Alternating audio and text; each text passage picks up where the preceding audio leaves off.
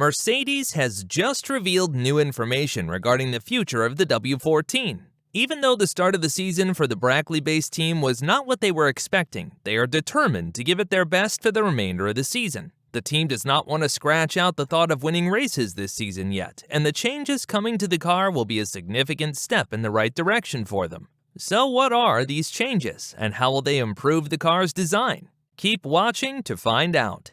The season's first two races showed Mercedes being around 1 second a lap slower than Red Bull, and the team was mostly the third fastest car on the track. They are being outperformed by Aston Martin, a team that uses a Mercedes engine themselves and are having issues related to downforce and tire degradation. The team has already started to change their car little by little, and the improvement in their speed from Bahrain to Jeddah is considerable, showing they are on the right path. Mercedes team boss Toto Wolff has now announced that the team will change some major aspects of the car, which may resemble parts found on the Aston Martin or Red Bull of this year.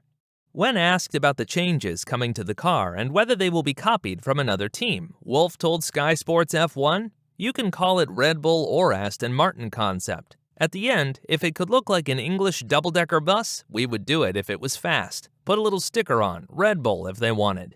It is about raw performance. We have no dogma on who invented it." The team's main goal right now is to aim for speed. The changes they make will hence definitely come from the fastest cars on track, which is not a bad thing at all. The main difference we will most likely see is Mercedes ditching their zero-pod concept for their side pod, which the team introduced in 2022. The idea did not improve the car's pace, and this year has actually hindered their performance. The new side pod design on Aston Martin's AMR23 seems to be directly lifted from last year's Red Bull and is a large contributing factor to the team's pace this season. It shouldn't come as a surprise then that Mercedes will also design their side pod similar to Red Bull. Mercedes technical director Mike Elliott hinted at this change in Mercedes' Saudi Arabian debrief session. "The simple answer is it means different things to different people," he spoke. "I think after Bahrain we had to accept we weren't where we wanted to be, so we had to look at all the things that make up our car and work out what could we be doing differently. How could we get more performance, because there is a significant gap for us to catch up to the front." So the engineers are busy looking at aerodynamics. They're looking at the shape of the car, things like the side pod geometry, the floor geometry. Have we missed a trick? But we are also looking in the simulation world. Are we targeting the right things? Are we pushing the aerodynamics in the right direction, looking at the mechanical setup of the car? Are there things that we are missing? What else can we bring to the car that is going to add performance? And we try to do that as fast as we possibly can because we want to get back to the front. We want to be competing at the front. And the only way we are going to do that is by accepting we are not in the position we want to be and fighting and working really hard to get back there. Wolff also accepted that the zero-pod design would have to go if Mercedes were to show real improvement on track. "I think it needs to be much more radical in the steps than hope for a 3/10 upgrade," he said. The W14 was almost 1 second a lap slower than the RB19, which is extremely large in a world where races are lost by a fraction of a second. Wolff hence wants to change as much about the car as the budget allows in order to improve the car's overall pace and performance.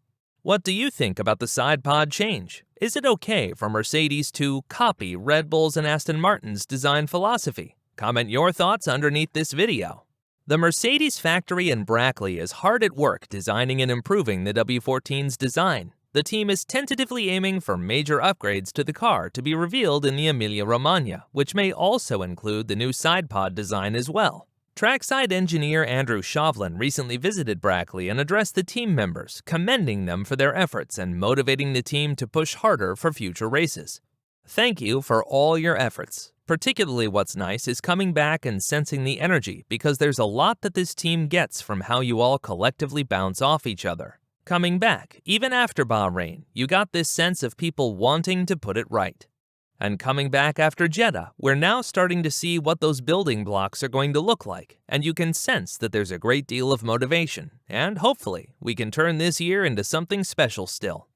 Although no other information has been released regarding the changes coming to the W14, the team has talked about how it will be a concept change, and the car will be highly different from the current version of the W14. The difference in pace will likely be either equal to or more than the difference in the W13 we saw at the start of last year and the one the team raced with toward the end. The pace was on a different league, and the overall grip of the car had tremendously increased, and the team managed to get a well-deserved victory in the Brazilian Grand Prix. If Mercedes manages to show an improvement this year, they will most likely tend to close the gap between them and Red Bull and may challenge them for race wins. George Russell agrees that the team has much effort to put in right now and that the RB19 is an extremely fast car that won't be easy to challenge by any means. He told Sky Sports F1, "You've got to give credit to what Red Bull have done. The gap they have to the rest of the field I think is bigger than we've seen probably since Mercedes in 2014, he said. You know, it's a serious gap, and I guess everybody needs to keep working harder to understand how to close that gap.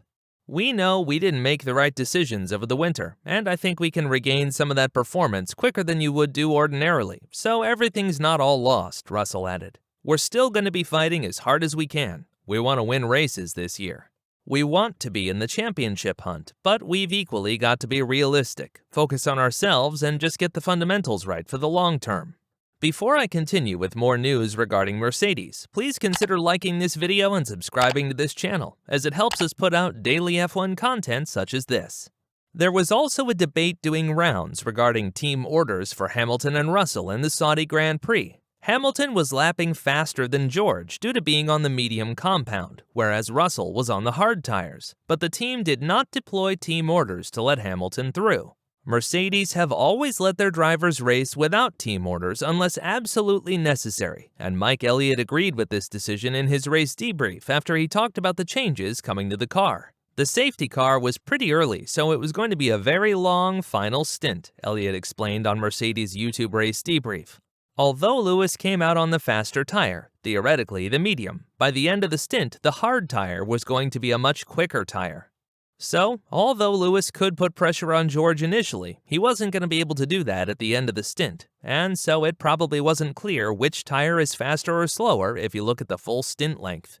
We've always let our drivers race. That's just the way we have operated as a team, and we didn't think we were going to be in a position where favoring one driver over the other would get us in a better position in the race. So, we just let them race. The race ended with George in 4th and Hamilton behind him in 5th. The team is still deciding who will be their main point scorer, and hence did not deem team orders necessary this early in the season. Ultimately, seeing all the changes lined up for Mercedes throughout the season and watching the car's pace improve every race weekend will be entertaining. They remain to be one of the most followed teams on track and have a massive fan base after they showed their dominance from 2014 onwards.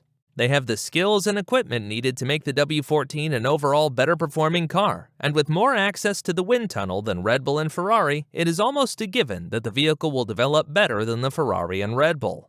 They also have the upper hand regarding reliability, as even last year, their power plants remained one of the most reliable on track. Both Red Bull and Ferrari have suffered losses due to reliability issues this year, but Mercedes seems to be going strong themselves, which may be a crucial factor as the season continues.